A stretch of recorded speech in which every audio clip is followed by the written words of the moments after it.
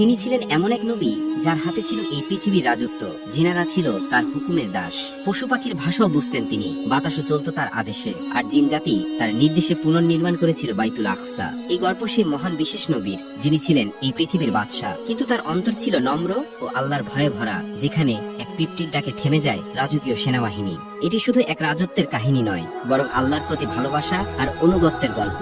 প্রিয় দর্শক, আমরা এই ভিডিওতে বলতে যাচ্ছি নবী সুলাইমান আলাইহিস সালামের অলৌকিক জীবন কথা, যেখানে বাতাস, জিন, পশু পাখি সবই ছিল তার অধীনে, আর তিনি ছিলেন কেবল আল্লাহর অনুগত্যে। একদা দাউদ আলাইহিস সালামের ইন্তেকালের পর সমস্ত রাজ্য বিষণ্ণ হয়ে পড়ল, আর তখনই আল্লাহর নির্দেশে তার সিংহাসনে বসানো হলো হযরত সুলাইমান আলাইহিস সালামকে। এক রাতে হযরত সুলাইমান আলাইহিস সালাম আকাশের দিকে তাকিয়ে আল্লাহকে বললেন, হে আমার প্রতিপালক, আমাকে এমন এক রাজত্ব দিন যা আর কেউ কখনো পাবে না। ইয়া রব, আপনি আমাকে ক্ষমা করুন এবং আপনার পক্ষ থেকে বিশেষ অনুগ্রহ দিন। আল্লাহ তার দোয়া কবুল করলেন। তখন থেকে সুলাইমান আলাইহিস সালাম শুধুমাত্র মানুষের উপরই শাসন করতেন না, বাতাসও তার আদেশে চলত। একদিনই তিনি তার সৈন্যদল নিয়ে বহুদিনের পথ বাতাসের মাধ্যমে পাড়ি দিতে পারতেন। জিনেরা তার জন্য প্রাসাদ বানাতো, সাগরের গভীরে ডুব দিয়ে রত্ন আনত, এমনকি তিনি পশু পাখিদের ভাষাও বুঝতেন। এমনই একদিন হযরত সুলাইমান আলাইহিস সালাম আল্লাহর আদেশে তার বিশাল সেনাবাহিনী নিয়ে সফরে বের হলেন। সেই সেনাবাহিনীতে ছিল মানুষ, জিন, পশু পাখি। সেনাবাহিনী এমন এক বিশাল ছিল যে তাদের আগমনের শব্দে পাহাড় কেঁপে উঠত। রাজ সিংহাসনে বসে হযরত সুলাইমান আলাইহিস সালাম তার সুশৃঙ্খল বাহিনীর গতি পর্যবেক্ষণ করছিলেন। পথে যেতে যেতে তার এক সময় পৌঁছে গেলেন এক সবুজ গাছে ভরা উপত্যকায়, যেখানে ছোট ছোট গর্তে অসংখ্য পিপিলিকাদের এক রাজ্য ছিল। পিপিলিকার রাজা দূর থেকে হঠাৎ দেখতে পেল যে সুলাইমান আলাইহিস সালাম বিশাল বাহিনী নিয়ে ধেয়ে আসছেন। তখনই দায়িত্ববান সেই পিপিলিকার রাজা চিৎকার করে বলল, হে পিপিলিকার দল, তাড়াতাড়ি সবাই নিজ নিজ গর্তে আশ্রয় নাও, কেননা সুলাইমান আলাইহিস সালাম ও তার বাহিনী এদিকে এগিয়ে আসছে। তারা তোমাদেরকে না দেখে পদদলিত করে ফেলতে পারেন।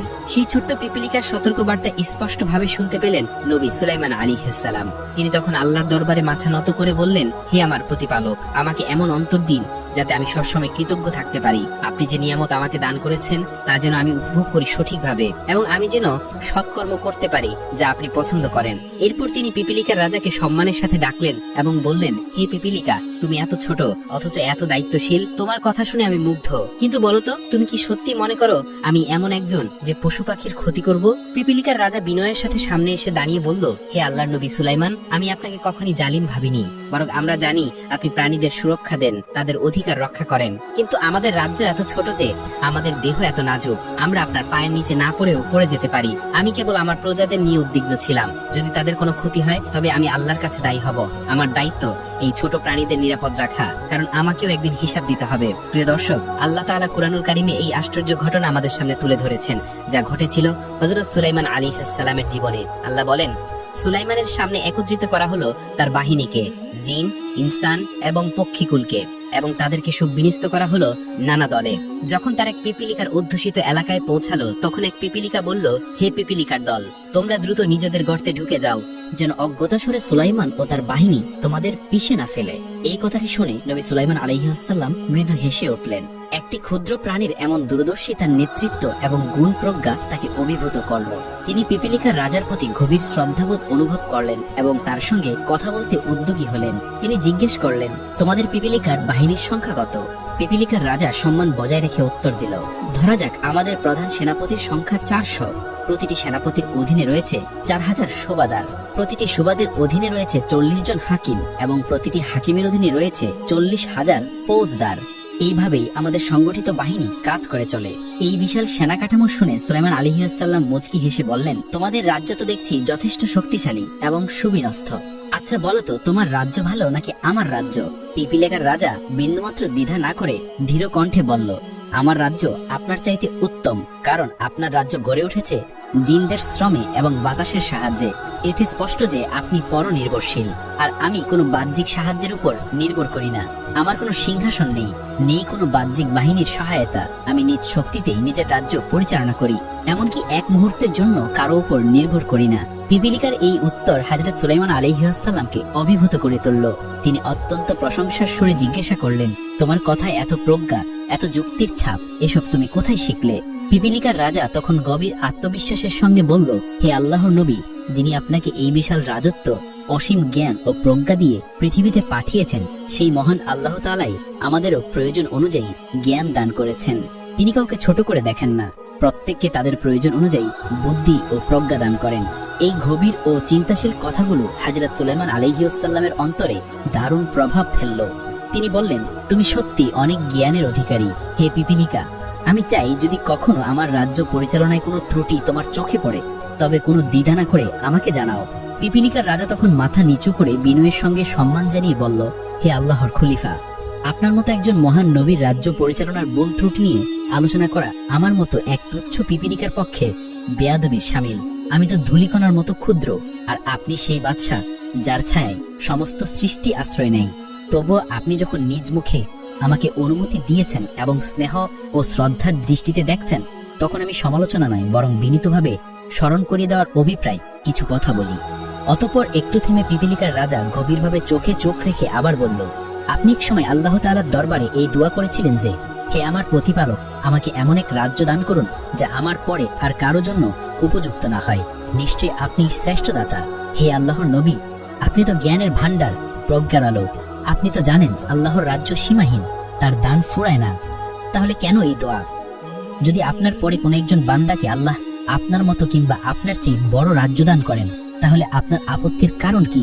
একজন নবী কি ঈর্ষার আশ্রয় নিতে পারেন অথবা নিজ শ্রেষ্ঠত্ব চিরস্থায়ী করতে চান? আমি জানি না আমার কথাগুলো আপনাকে কষ্ট দেবে কিনা, কিন্তু আপনিই তো বললেন আমি যেন আপনার ভুল হলে স্মরণ করিয়ে দেই। আমি তাই করলাম, যেমন একজন প্রজার কর্তব্য রাজাকে সত্য স্মরণ করিয়ে দেওয়া। সুলাইমান আলাইহিসসালাম পিপিলিকার রাজার এই কথা শুনে কিছুক্ষণের জন্য নীরব হয়ে গেলেন। তারপর খুব ধীরে ধীরে তিনি বললেন, ভাই পিপিলিকার রাজা, তুমি যে গভীর উপলব্ধি নিয়ে আমার কাছে এসেছো তা আমি শ্রদ্ধার সঙ্গে গ্রহণ করি। যদি আমার মধ্যে আরো কোনো ভুল সিদ্ধান্ত বা অহংকারের চিহ্ন দেখতে পাও তবে বিনা দ্বিধায় আমাকে জানাও। আমি একজন আল্লাহর বান্দা, আমার দায়িত্ব হলো প্রতিনিয়ত নিজের আত্মা শুদ্ধ করা। পিপিলিকাদের রাজা নতস্বরে জবাব দিল, হে নবী, হয়তো আমার কথাগুলো আপনার হৃদয়ে সামান্য কষ্টের রেখা এঁকেছে, তবু আপনি নিজেই তো আমাকে প্রতিশ্রুতি দিয়ে বলেছিলেন যে সত্য বলতে ভয় করবে না। আমি সেই প্রতিশ্রুতির প্রতি বিশ্বস্ত থাকতে এসব বলছি। হে সুলাইমান আলাইহিসসালাম, আপনি যে বেহেশতের আংটি ধারণ করেছেন সেটির মাধ্যমেই তো আল্লাহ আপনাকে দিয়েছে আকাশচুম্বী ক্ষমতা। পূর্ব থেকে পশ্চিম, উত্তর থেকে দক্ষিণ সমগ্র দুনিয়া আপনার অধীন। জিন, পরী, মানুষ, দানব, পাখি, প্রাণী, এমনকি আগুন ও বাতাস পর্যন্ত আপনার আদেশ মানে। এই সব কিছুই তো সেই আংটির মুহূর্তে সম্ভব হয়েছে। এই আংটি আপনার নয়, এটি এক পবিত্র আমানত যা আল্লাহ আপনাকে সাময়িক সময়ের জন্য দিয়েছেন। কিন্তু প্রশ্ন হলো, হে নবী, আপনি কি এই অপার নিয়ামতের জন্য আল্লাহর দরবারে যথাযথ কৃতজ্ঞতা প্রকাশ করেছেন? আপনি তো জানেন কৃতজ্ঞতা শুধু মুখের শব্দ নয়, বরং অন্তরের গভীর অনুভব এবং কাজের মাধ্যমে তা প্রকাশ পাওয়া। আরো একটি বিষয় স্মরণ করিয়ে দিতে চাই, হে নবী, আল্লাহ যখন বাতাস খেয়ে আপনার অধীন করে দিয়েছেন তখন তা শুধু একটি অলৌকিক শক্তি নয়, তা ছিল এক শিক্ষা। বাতাস দেখা যায় না, ধরা যায় না, কোনো আকৃতিতে তাকে বাঁধা যায় না, তবুও তার উপস্থিতি আমাদের প্রতিটি মুহূর্তে অনুভূত হয়। এ বাতাস যেমন চুপিসারে আসে, তেমনি আবার এক ঝড়ের ঝাপটায় সবকিছু লণ্ডভণ্ড করে দিয়ে চলে যায়। এই বাতাসে আমাদের শেখায় পার্থিব সমস্ত শক্তি, রাজত্ব, গৌরব, দম্ভ সবই ক্ষণস্থায়ী। আজ আপনি শাসন করছেন, কাল মাটির নিচে শুয়ে থাকবেন। আজ আপনার গায়ে রাজকীয় পোশাক, কাল হয়তো শুধু এক সাদা কাফনের কাপড়ই আপনাকে ঢেকে রাখবে। বাতাসের মতো এই সমস্ত শক্তি চলে যাবে, মিলিয়ে যাবে, রয়ে যাবে শুধু সেই অনুভব আপনি কেমন ছিলেন আর কি রেখে গেলেন। পিপিলিকা রাজার এই সমস্ত কথা শুনে হযরত সুলাইমান আলাইহিসসালাম স্তব্ধ হয়ে গেলেন। তিনি পিপিলিকা রাজার কথায় মর্মাহত হলেও রাগান্বিত হলেন না, বরং তিনি নীরবে মাথা নিচু করে মাটির দিকে তাকিয়ে নিজের পথে চলতে শুরু করলেন। ঠিক তখনই পিপিলিকা রাজা তার ক্ষুদ্র কণ্ঠে শ্রদ্ধার সাথে ডাক দিলেন, হে আল্লাহর খলিফা, আপনি আমার দরজায় এসে খালি মুখে ফিরে যাবেন? তা কি মানা যায়? আপনি তো সেই মহান নবী যিনি ধনী দরিদ্র নির্বিশেষে সকলের জন্য দয়ার বাতিঘর। আপনার প্রস্থানে আমার দরিদ্র রাজ্যেও দয়ার ছায়া পড়ুক। হে আল্লাহ নবী, আপনি কিছু মুখে দিয়ে যান। এই বিনয় ও ভালোবাসাপূর্ণ বাক্য শুনে হযরত সুলাইমান আলাইহিসসালাম হতভম্ব হয়ে পড়লেন। তখন পিপিলিকা রাজা তার সনদের আদেশ দিল, মানুষের উপযোগী কিছু নাস্তা নিয়ে এসো।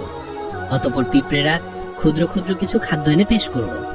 হযরত সুলাইমান আলাইহিস সালাম তা দেখে হালকা করে হেসে উঠলেন। এই হাসি ছিল ক্ষুদ্র প্রাণীর মহানুভবতায় অনুপ্রাণিত এক হাসি। পিপিলিকা রাজা বিনয়ের সাথে বলল, হুজুর, আপনি হাসছেন কেন? ক্ষুদ্র খাদ্যে যদি আল্লাহর বরকত থাকে তবে তা অগণিত প্রাণীর তৃপ্তির জন্য যথেষ্ট। তদুপরি বিশাল বড় খাদ্য ভাণ্ডারও এক বড় মাছের ক্ষুধা নিবারণে ব্যর্থ হতে পারে। সবই আল্লাহ তাআলার হাতে।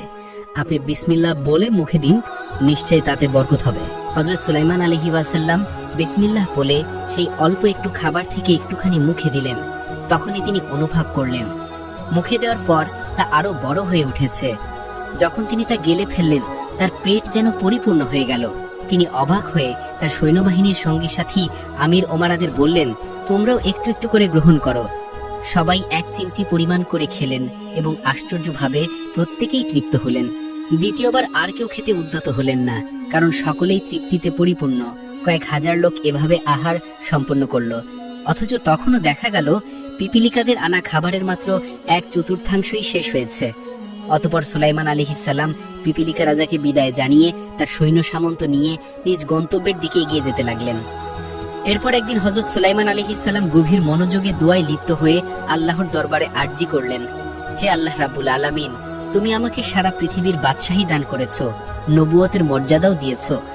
আমাকে এমন শক্তি ও সম্মান দিয়েছো যা আগে কখনো কেউ পায়নি। কিন্তু হে প্রভু, আমি তো চিরকাল এই পৃথিবীতে থাকবো না। এই পৃথিবী ছেড়ে একদিন চলে যেতে হবে আমাকে। এই রাজত্ব, এই সিংহাসন, এই বাহিনী কিছুই তো আমার আর থাকবে না। তবু আমি চাই এমন একটি কাজ করে যেতে যা আমাকে তোমার প্রতি নিবেদিত প্রমাণ করবে, আর যেন কিয়ামত পর্যন্ত তোমার প্রিয় বান্দারা আমাকে মনে রাখে। আমি চাই তোমার পবিত্র ঘর বাইতুল আকসা নতুনভাবে নির্মাণ করতে। আল্লাহ সুবহানাহু ওয়া তাআলা তার প্রিয় নবীর এই দোয়া কবুল করলেন এবং বললেন, হে সুলাইমান, তুমি অবশ্যই তা পুনর্নির্মাণ করবে। এই অনুমতি পেয়ে হযরত সুলাইমান আলাইহিস সালাম আনন্দিত হলেন। তিনি সঙ্গে সঙ্গে তার মন্ত্রী পরিষদকে আহ্বান করলেন। তার মন্ত্রিসভায় তখন ছিল 2 প্রজাতির প্রতিনিধি। মানুষদের মধ্য থেকে 350 জন মন্ত্রী এবং জিনদের মধ্য থেকেও 350 জন মন্ত্রী। সভা বসলো, সবাই সমবেত হলো। হযরত সুলাইমান আলাইহিস ওয়াসাল্লাম বললেন, আমি বাইতুল আকসা পুনর্নির্মাণ করতে চাই। এটি একটি পবিত্র দায়িত্ব। পৃথিবীর সমস্ত জিনদের একত্রিত করো, সবাইকে আমার সামনে হাজির করো। তার এই হুকুমে জিন মন্ত্রীরা ছুটে গেল। বিশাল এক ময়দানে পৃথিবীর সব জিন জাতিকে একত্রিত করা হলো। সব জিন সমবেত হলে হযরত সুলাইমান আলাইহিস ওয়াসাল্লাম তাদেরকে বললেন, আমি আল্লাহর ঘর বাইতুল আকসা আবার গড়ে তুলব। এজন্য দরকার মূল্যবান হীরা, মুক্তা, জহরত এবং দুর্লভ পাথর। তোমরা সমুদ্রের অতল গহীন থেকে এসব সংগ্রহ করে আনো। আমি এসব রত্ন দিয়ে আল্লাহর ঘরকে সাজিয়ে তুলব, যেন তা যুগ যুগ ধরে আলোকিত থাকে। সুলাইমান আলাইহিস সালামের এই আদেশ পেয়ে জিনেরা সঙ্গে সঙ্গে কাজ শুরু করে দিল। তারা সমুদ্রের তলদেশ থেকে একের পর এক দামি হীরা, মুক্তা, জহরত ও ঝলমলে পাথর তুলে আনতে লাগলো। এরপর হযরত সুলাইমান আলাইহিস সালাম জিনদের হাতে তুলে দিলেন বাইতুল আকসা নির্মাণের একটি চিত্র এবং বললেন, এভাবেই গড়তে হবে। এই ডিজাইন অনুসারেই হবে বাইতুল আকসা নির্মাণ। সুলাইমান আলাইহিস সালাম যখন বাইতুল আকসা নির্মাণের অনুমতি পেলেন আল্লাহর পক্ষ থেকে, তখন তিনি আর দেরি করলেন না। জিনদেরকে বললেন, শোনো, এবার কাজ শুরু করো। দিন রাত এক করে কাজ করতে হবে। জিনেরা জানে এই নবীর সামনে ফাঁকি মার মানে মৃত্যুকে ডেকে আনা, তাই তারা দিন রাত কাজ করতে লাগলো। সুলাইমান আলাইহিস সালাম প্রথমে নিজের জন্য একটা কক্ষ নির্মাণ করলেন, পুরোপুরি কাচ দিয়ে, যেন তিনি সবকিছু দেখতে পারেন, কিন্তু কেউ তাকে স্পষ্টভাবে দেখতে না পারে। জিন্দারা দূরে থেকে কক্ষে তাকিয়ে ভাবতো, এই যে নবী সুলাইমান তো কক্ষেই বসে আছেন, একদম তাকিয়ে আছেন আমাদের দিকে। আর সেই ভয়ে তারা সারাক্ষণ কাজ করে দিত, কারণ তারা জানতো সুলাইমান আলাইহিস সালাম এক মুহূর্তের জন্য কক্ষ থেকে বের হলেও তারা যদি বুঝে যায় তিনি নেই, তবে সঙ্গে সঙ্গে তারা কাজে ফাঁকি দেবে। জিন জাতি ছিল একটু অলস, একটু ছটফটে। তাদের শাসন না করলে ঠিকঠাক মতো কাজ হতো না। কিন্তু নবী সুলাইমান আলাইহিস সালাম ছিলেন কড়া, ন্যায়পরায়ণ এবং ক্ষমতাবান। তার ভয়ে তারা দিন রাত বাইতুল আকসা নির্মাণের কাজ করে যাচ্ছিল। দিন যায়, রাত যায়, এমনি করে মসজিদুল আকসার কাজ প্রায় শেষের পথে। 3 ভাগের 2 ভাগ প্রায় সম্পন্ন। এমন সময় হঠাৎই সুলাইমান আলাইহিস সালামের সামনে হাজির হলেন একজন অতিথি। তিনি জিজ্ঞাসা করলেন, কে তুমি? সামনে দাঁড়িয়ে থাকা ব্যক্তিটি বললেন, আমি আল্লাহর ফেরেশতা মালাকুল মাউত, আজরাইল। আল্লাহর আদেশে আমি আপনার জান কবজ করতে এসেছি। সুলাইমান আলাইহিস সালাম কিছুক্ষণ চুপ থাকলেন, তারপর ধীরে ধীরে বললেন, তুমি জানো বাইতুল আকসার কাজ এখনো শেষ হয়নি। জিনেরা এখনো রাত দিন কাজ করছে। যদি তারা জেনে যায় আমি আর নেই, তবে ওরা আর এক মুহূর্ত কাজ করবে না। 3 ভাগের 2 ভাগ হয়েছে, আর 1 ভাগ বাকি। ভাই আজরাইল, একটু সময় দাও আমাকে। আজরাইল বললেন, হে নবী, আমি ক্ষমতাহীন, আল্লাহর আদেশ মানতেই হবে, সময় দিতে পারি না।